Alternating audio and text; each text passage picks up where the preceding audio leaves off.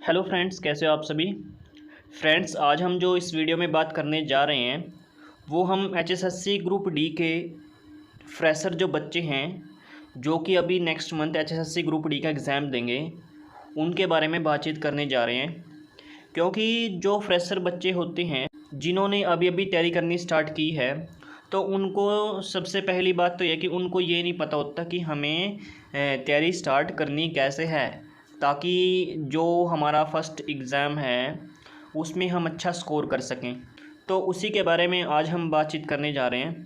तो यहाँ पे मैं आपको बताऊँगा कि हमें कैसे तैयारी करनी चाहिए ताकि हम जल्दी से जॉब प्राप्त कर लें। और फ्रेशर बच्चे दो टाइप के होते हैं, उनके बारे में भी हम बात करेंगे।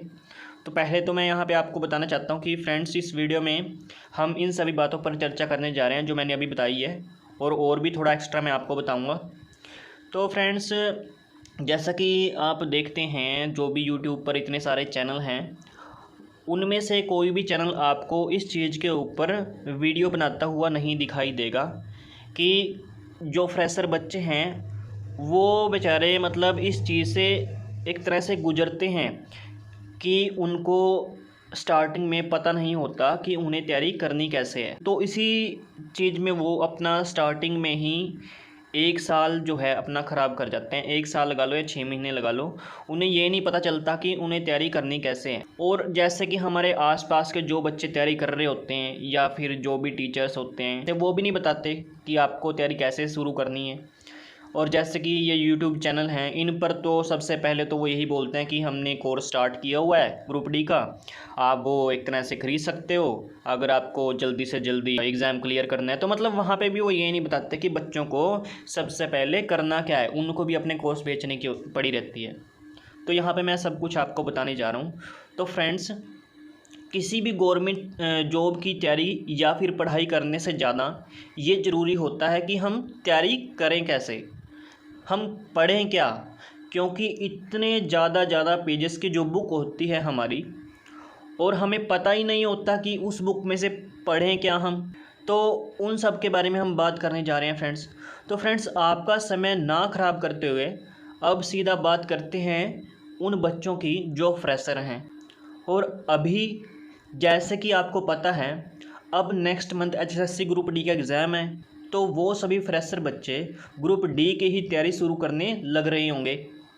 जैसे कि हमें पता है कि अभी ग्रुप डी का एग्ज़ाम है, तो फ्रेशर बच्चे तो उसी की तैयारी करेंगे ना जो पास में एग्ज़ाम होगा, ठीक है। तो वो ग्रुप डी की ही तैयारी करने लग रहे होंगे इस टाइम पे। वैसे अगर हम बात करें कि फ्रेशर जो बच्चे होते हैं वो दो टाइप के होते हैं। एक तो वो जो शॉर्टकट तरीके से जल्द ही कोई भी गवर्नमेंट जॉब लेने के बारे में सोचते हैं, चाहे वो ग्रुप डी लेवल की क्यों ना हो। और उनका यह सोचना भी कहीं ना कहीं उनके अनुसार सही ही होता है। वो कैसे?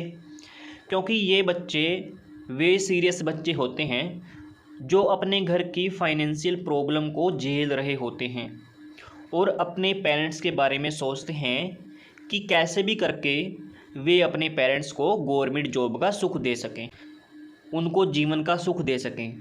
दूसरी बात, यानी कि दूसरे फ्रेशर बच्चे कौन होते हैं?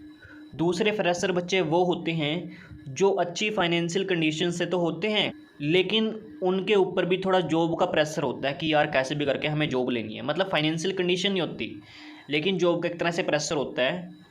उनका एक मोटिव होता है कि हमें जॉब चाहिए, तो वो ज़ीरो लेवल से स्टार्ट करते हैं। उन्हें इस चीज़ की कोई टेंशन नहीं होती कि हमें जल्दी जॉब चाहिए, वो ज़ीरो लेवल से ही स्टार्ट करते हैं, वो शॉर्टकट मेथड नहीं अपनाते।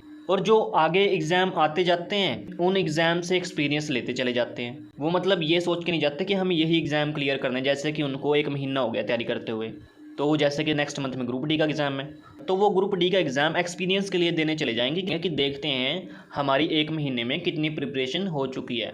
लेकिन इनके ऊपर जो बर्डन होता है वो पहले वाले फ्रेशर बच्चों से कम होता है, जिन फ्रेशर बच्चों की हमने पहले अभी बात की है। तो फ्रेंड्स, अब मेन बात करते हैं हम उन फ्रेशर बच्चों की जो एचएसएससी ग्रुप डी में जल्दी से जल्दी जॉब प्राप्त करने के लिए तैयारी करने का बेस्ट तरीका ढूंढ रहे हैं। तो फ्रेंड्स, आपको मैं यहाँ पर बता देता हूँ आपको कैसे तैयारी करनी चाहिए कि आपका चांस बन जाए पेपर क्लियर होने का। तो अब जैसे कि आपको पता है कि ग्रुप डी में सिलेबस दिया हुआ है, तो मैं उसी के अकॉर्डिंग आपको बताने जा रहा हूँ कि आपको प्रिपरेशन कैसे करनी है। ठीक है फ्रेंड्स, तो देख लेते हैं वो सिलेबस आपका क्या रहता है यहाँ, जो कि HSSC ने आपको दिया हुआ है। फ्रेंड्स, जैसे कि आपको HSSC ग्रुप डी का जो सिलेबस है वो यहाँ पे दिखाई दे रहा होगा, जो कि मैंने HSSC की साइट से यहाँ डाउनलोड किया है। तो मैं इसके माध्यम से आपको बताने जा रहा हूँ कि आपको सबसे पहले पढ़ना क्या है, कैसे पढ़ना है। ठीक है फ्रेंड्स, तो यहाँ पे सबसे पहले तो हम ये बात कर लेते हैं कि आपको कौन कौन से सब्जेक्ट यहाँ पे दिए हुए हैं तैयारी करने के लिए, HSSC के एग्ज़ाम को क्लियर करने के लिए आपको यहाँ पे कौन कौन से सब्जेक्ट दिए हुए हैं HSSC ने। पहला तो है जनरल अवेयरनेस। जनरल अवेयरनेस में क्या आ जाता है आपका, जनरल अवेयरनेस में आ जाता है आपका जैसे कि हमारे जो नेबर कंट्री हैं, नेबर कंट्री का मतलब होता है पड़ोसी देश, जिसमें कि पाकिस्तान आ गया, चाइना आ गया, नेपाल आ गया, भूटान आ गया, बांग्लादेश आ गया, श्रीलंका आ गया। इनके बारे में एक तरह से क्वेश्चन याद करने हैं। फिर आता है हिस्ट्री, जो कि 3 टाइप की होती है। पहली होती है एंशिएंट हिस्ट्री, जिसे कि प्राचीन इतिहास बोलते हैं। दूसरी होती है मेडिवल हिस्ट्री, जिसे कि मध्यकालीन इतिहास बोलते हैं। तीसरी होती है मॉडर्न हिस्ट्री, जिसे कि आधुनिक इतिहास बोलते हैं। तो ये तीनों टाइप की हिस्ट्री हमें पढ़नी पड़ेगी।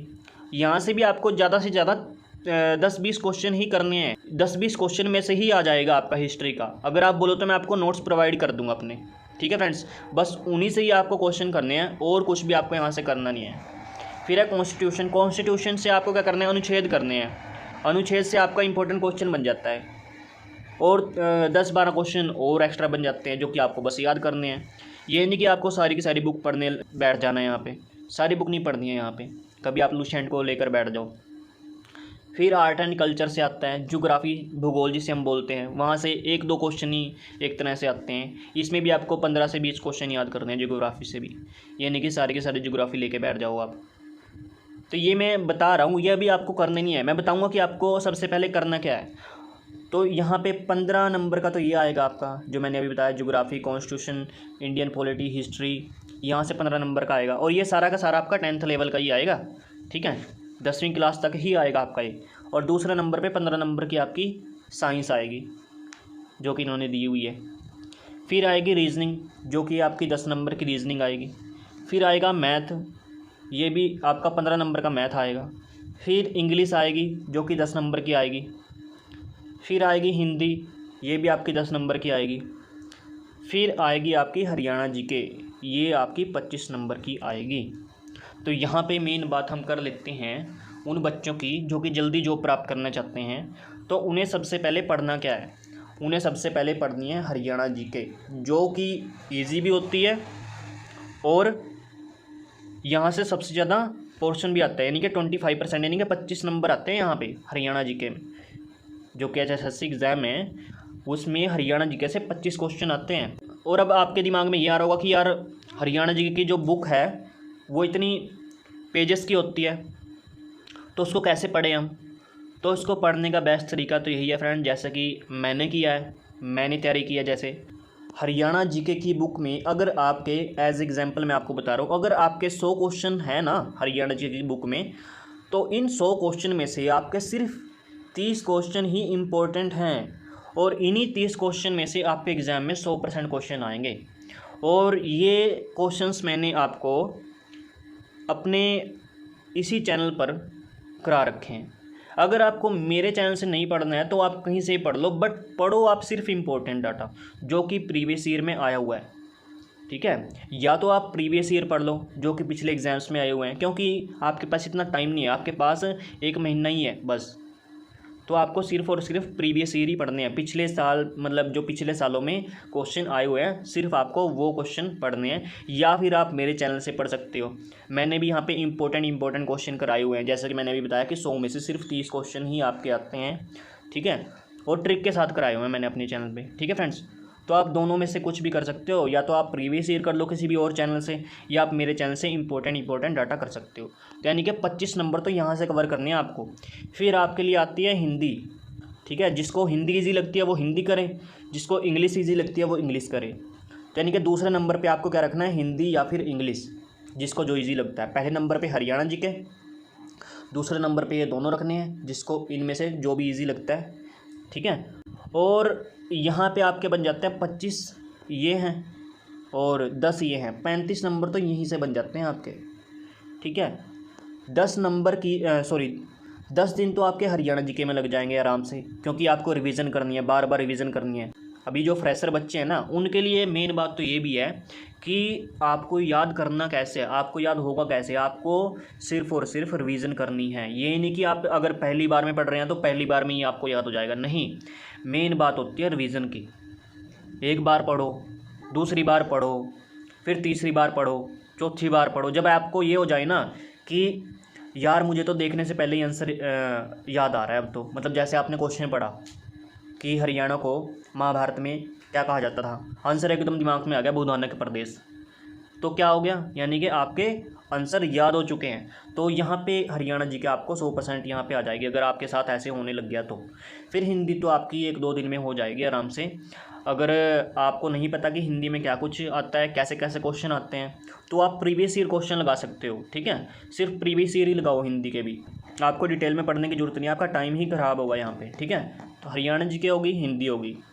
उसके बाद है आपके लिए जो ईजी रहता है, जो ईजी आपके लिए पोर्शन रहता है वो है रीजनिंग।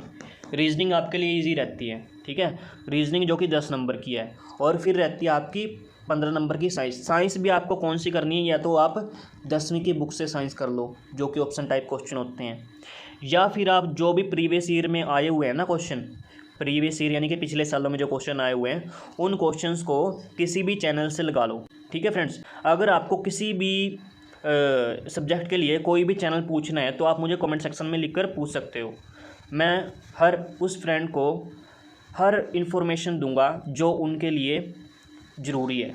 जो ये आपको रीजनिंग के क्वेश्चन लगाने हैं, जो कि 10 नंबर की आपकी रीजनिंग आनी है, ये भी आप प्रीवियस ईयर ही लगाओ, ठीक है। टॉपिक लेकर तो किसी का भी बैठना नहीं है आपको। एक और मेन बात जो आपको ध्यान रखनी है वो क्या बात है कि आपको इन सब्जेक्ट में से किसी का भी टॉपिक आपको लेकर नहीं बैठना है कि आप डिटेल में पढ़ो उसे, सिर्फ आपको प्रीवियस ईयर ही लगाने हैं, ठीक है। चाहे वो हरियाणा जी के हो गया, चाहे वो हिंदी हो गया, चाहे इंग्लिश हो गया, चाहे वो रीजनिंग हो गया, चाहे वो साइंस हो गया, चाहे वो आपका जीके हो गया, जनरल अवेयरनेस। तो यहाँ पे रीजनिंग के भी आपको प्रीवियस ईयर ही लगाने हैं, जो कि पिछले सालों में आए हुए हैं क्वेश्चन। और जो जनरल साइंस है, यानी कि जो साइंस है, ये भी आपको प्रीवियस ईयर ही लगाने हैं। यानी कि मुझे अलग अलग बोलने की ज़रूरत नहीं है कि प्रीवियस ईयर लगाने, तो सभी सब्जेक्ट के प्रीवियस ईयर लगाने हैं। और जैसे मैंने आपको बताया कि इसी हिसाब से आपको तैयारी करनी है। सबसे पहले आपको करनी है हरियाणा जी के, ठीक है। 5, 7, 10 दिन जितने भी आपके लगते हैं, पहले हरियाणा जी के करो अच्छे से। उसके बाद हिंदी या इंग्लिश, इनमें से कुछ भी आपका ईजी आपको जो लगता है वो करो। 10 नंबर की ये है आपकी। उसके बाद आपको करनी है साइंस, तीसरा नंबर पे आपको रखनी है साइंस, और ये जनरल अवेयरनेस। उसके बाद आपको रखनी है रीजनिंग, ठीक है।